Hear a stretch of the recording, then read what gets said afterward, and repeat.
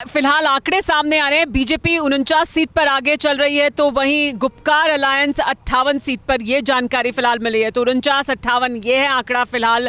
बराबर की एक कड़ी टक्कर दोनों के बीच में दिखाई दे रही है। कह सकते हैं लगातार गुपकार अलायंस को भी बड़ी सफलता मिलती दिखाई दे रही है, लेकिन बीजेपी भी अपने मैदान में डटी हुई है पूरी तरह से। 49 सीट बीजेपी को तो 58 सीट गुपकार अलायंस को मिलती दिखाई दे रही है। लेकिन बड़ी बात यह है मंजूर भट्ट की क्या घाटी में जो कोशिशें की गई, घाटी में गुपकार अलायंस को तो बड़ी समर्थन मिल रहा है। अगर उन्होंने कोई काम नहीं किया है और उनकी कोई पैठ नहीं है लोगों के बीच, लोगों को उन पर विश्वास नहीं है, तो फिर इतनी बड़ी संख्या में लोग उन्हें क्यों वोट कर रहे हैं? देखिए, एक जो माहौल बना था इतने वक्त से, इन्होंने काफ़ी टाइम यहाँ पर अपना शासन चलाया है, लेकिन एक जो बैरिकेड जो 370 पे कहीं ना कहीं जो अंडरस्टैंडिंग है, लोगों को वोट हमेशा उनको डाइवर्ट करते थे कि 370 अगर हट गया तो बाहर का बिहारी यहाँ बसने आएगा, दिल्ली का यहाँ बसने आएगा, तो लोगों को वो बेवकूफ़ बनाते बनाते वोट लेते थे।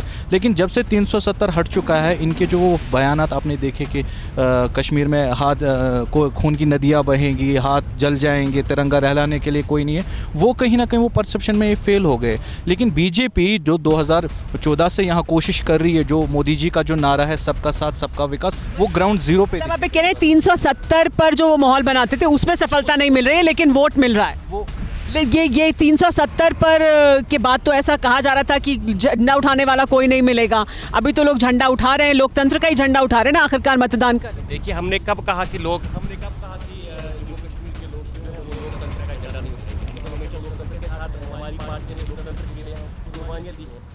आपकी पार्टी के नेता ने ही कहा था ये। मैं आपके सवाल का भी जवाब दूं जी। देखिए, हमने यहाँ लोकतंत्र के लिए कुर्बानियां दी है। हमारी पीपल्स डेमोक्रेटिक पार्टी हो, नेशनल कॉन्फ्रेंस हो, हमारे 10,000 पॉलिटिकल वर्कर जो हैं वो मारे गए लोकतंत्र के लिए। भारतीय जनता पार्टी के लोग भी मारे गए लोकतंत्र के लिए।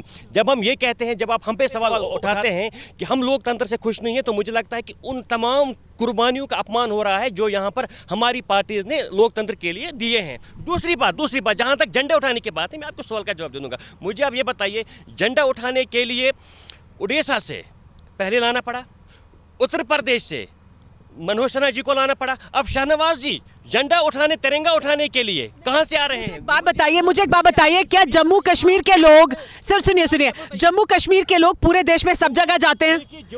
जम्मू कश्मीर के लोग देश भर में सब जगह जाते हैं, हर शहर में उनके काम भी हैं, वो बिजनेस भी करते हैं, काम भी करते हैं, पढ़ाई भी करते हैं, तो दूसरी जगह से लोग यहाँ क्यों नहीं आ सकते?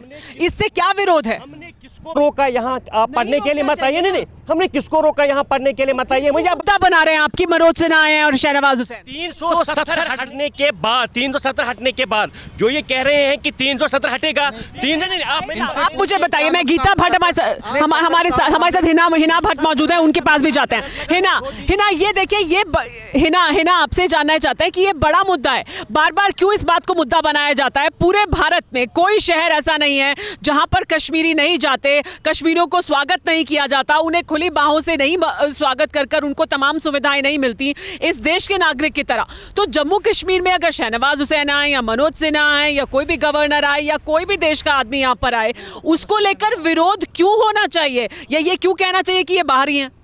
उनके लिए किसने विरोध किया? उनके कलाम से विरोध किया। देखिए, जो ये लोग कह रहे हैं ये बहुत तकलीफ में है। इनकी आप तकलीफ समझने की कोशिश कीजिए। जब से भारतीय जनता पार्टी जम्मू कश्मीर में इलेक्शन लड़ी है, चाहे 2013 से 14 इलेक्शन, असेंबली इलेक्शन लड़ा है, बिना रनवे के उन्होंने टेक ऑफ किया और यहाँ पे सरकार बनाई। जिस तरीके से हमारे मंत्री यहाँ पे हर महीने आते थे हाल पूछने के लिए, यहाँ की स्थिति जानने के लिए, तकलीफ इनको ये हो गई है कि इनके हाथों से करप्शन नहीं हो पा रहा है। ये जो ब्लड शेड कश्मीर में कर पा रहे थे उस पे रोकथाम लगाई गई है, तो जाहिर सी बात है इनको तकलीफ बहुत हो रही होगी। जो यहाँ पे हमारे एलजी साहब है या पहले हमारे गवर्नर साहब थे, बाहर से लोग आ रहे हैं, ये जाहिर तरीके से इन्हीं लोगों को तकलीफ होगी कि जो एनआईए ने यहाँ पे रेड्स की, ठीक है, उस टाइम इन्होंने उफ तक नहीं किया। फिर ये बार बार बोलते रहे कि 370 हटेगा तो खून खराबा होगा, और शुक्र अल्हम्दुलिल्लाह कि कश्मीर में एक भी गोली नहीं चली, एक भी सिविलियन की कैजुअलिटी नहीं हुई। सो आप प्लीज इनकी तकलीफ समझिए, ठीक है, और ये ऐसा जरूर बोलेंगे। फिक्र आपकी, सोमवार से शुक्रवार रात 9 बजे सिर्फ TV9 भारतवर्ष पर।